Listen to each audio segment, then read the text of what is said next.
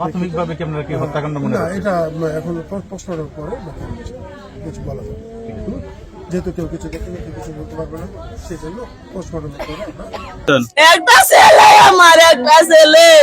আপনি ভালো থাকবেন, ন্যায় বিচার আপনি পাবেন, সমস্যা নাই। যে মারা গেছে উনি কি লাগে আপনার? নাতি, মেয়ের ঘরের নাতি। মেয়ের ঘরে। আপনার নাম কি? সুরজ। আপনার বাড়ি কোথায়? বিরাদানি। আমি একজন পিতা হিসেবে আমি এই সন্তানের হত্যাকারীদের বিচার দাবি করছি। তার একটি মাত্র সন্তান আরাফাত। এই আরাফাত তার কিন্তু একটি মাত্র সন্তান, আর কোন তার কন্যা নাই, আর কোন পুত্র সন্তান। এখানে কিন্তু শত শত মানুষ আপনারা দেখছেন। আসসালামু আলাইকুম, আমি জিয়া হাসান, গাজীপুর জেলার কালিয়াকৈর উপজেলার ফুলবাড়ি ইউনিয়নের কাশিঘাটা গ্রাম থেকে আপনাদের একটি মর্মান্তিক হত্যাকাণ্ডের নিউজ জানাচ্ছি। একটি গভীর বন, এখানে থেকে কিন্তু স্কুল ছাত্র আরাফাতের মরদেহ উদ্ধার করা হয়েছে। চলুন আপনাদের সেই ব্যাপারে বিস্তারিত জানাই।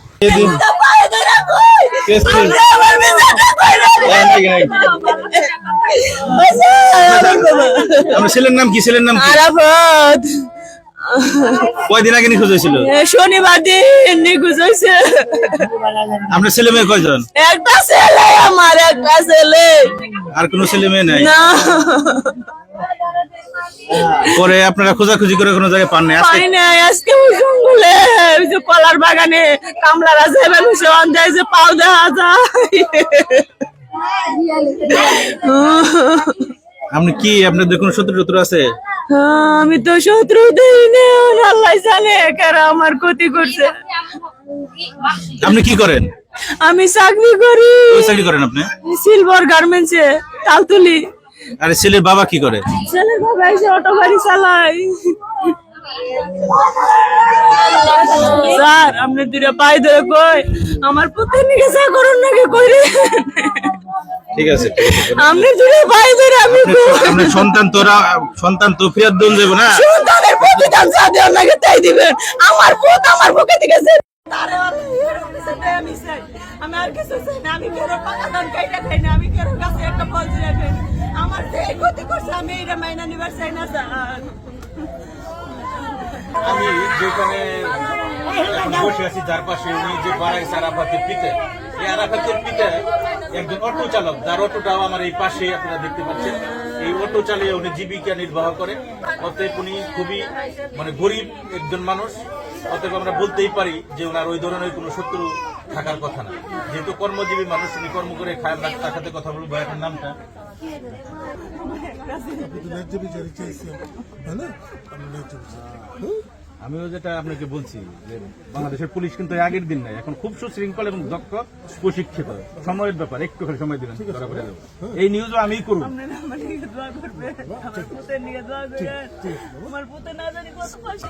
অগ্রগতি আপনাদের। আচ্ছা, আসলে অগ্রগতি তো কিছু না, যে এটা একটা ঘটনা আমরা যেটা পেয়েছি। আপনারা দেখেছেন যে একটা শিশু মৃতদেহ পাওয়া গেছে, সেটা 2 দিন 3 দিনের মৃতদেহ। তো ওনার বাচ্চাটা গত শনিবার দিন মিসিং হয়েছে। রবিবার দিন ওনার একটা সাধারণ ডায়েরি করেছিল। সেটার প্রেক্ষিতে আমরা খোঁজাখুঁজি অব্যাহত রেখেছিলাম বিভিন্ন জায়গায়। আজকে জঙ্গলে বাচ্চাটা একটা ডায়েরি পাওয়া গেল। সেটা কিছুটা পচন ধরেছে। এখন আমরা দেখি এটা পোস্টমর্টমে পাঠাবো, তারপর সেটা প্রাথমিকভাবে কি আপনারা কি হত্যাকাণ্ড মনে না, করছেন? এটা এখন পোস্টমর্টম করে কিছু বলা যাবে, যেহেতু কেউ কিছু দেখে কেউ কিছু বলতে পারবে না, সেই জন্য পোস্টমর্টম করে আমরা সেই। আর বাকি ওনাদেরকে বলবো যে আমরা বাংলাদেশ পুলিশ, আপনি একটু আগেই বলেছেন যে বাংলাদেশ পুলিশ ন্যায্য বিচার দেওয়ার জন্য আমরা একাগ্রচিত্তে কাজ করি। আমাদের চেষ্টাটা থাকবে ওনাকে ন্যায্য বিচার দেওয়া। একটা মা তার সন্তান হারা হয়েছে, আমরা আমাদের চেষ্টা থাকবে যে ওনার এই কষ্টটা আমরা লাঘব করে দেওয়ার জন্য ন্যায় বিচার যতটুকু পারি আমরা ন্যায় বিচার দেওয়ার প্রচেষ্টা করছি। ধন্যবাদ। আমরা কথা বলছিলাম কালিয়াকৈর থানার ভারপ্রাপ্ত কর্মকর্তার সাথে। উনি যদি এটা হত্যাকাণ্ড হয়ে থাকে অতি তাড়াতাড়ি সেই দোষীদের আইনের আওতায় নিয়ে আসা হবে। এই যে নিহত আরাফাতের মা, আমি কিন্তু তিনি কিন্তু আমার পাশে দাঁড়িয়ে আছে। তিনি আমার পাশে দাঁড়িয়ে আছে, তার একটি মাত্র সন্তান আরাফাত। এই আরাফাত তার কিন্তু একটি মাত্র সন্তান, আর কোনো তার কন্যা নাই, আর কোনো পুত্র সন্তান। এখানে কিন্তু শত শত মানুষ আপনারা দেখছেন। অতএব তাকে সান্ত্বনা দেওয়ার ভাষা কিন্তু আমার জানা নাই। আমিও কিন্তু একজন পুত্র সন্তানের পিতা। অতএব এই মার পাশে দাঁড়িয়ে আমি পরিশেষে একটি কথা বলতে চাই যে এরা এইভাবে কোনো মায়ের বুক, কোনো পিতার বুক যেন খালি না হয়। আমি কোনো সাংবাদিক হিসেবে না, কোনো অন্য কোনো হিসেবে না, আমি একজন পিতা হিসেবে আমি এই সন্তানের হত্যাকারীদের বিচার দাবি করছি এবং উনি যেন ওনার সন্তানের হত্যার সুষ্ঠু বিচার পায় সে আশাবাদ ব্যক্ত করছি বাংলাদেশ সরকারের কাছে, আইন শৃঙ্খলা বাহিনীর কাছে। এইভাবে যেন কোনো মায়ের বুক আর কখনো খালি না হয়, এভাবে কোনো বাপার বুক যেন খালি না হয়। আমি জিয়া হাসান বিদায় নিচ্ছি আপনাদের কাছ থেকে। বোন, আপনি ভালো থাকবেন, ন্যায় বিচার আপনি পাবেন, সমস্যা নাই। এটা অতি তাড়াতাড়ি আপনার সন্তান হত্যাকারীর যারা হত্যা করছে তারা অতি তাড়াতাড়ি তারা গ্রেফতার হবে, এটা আপনাকে বলে দিতে পারি।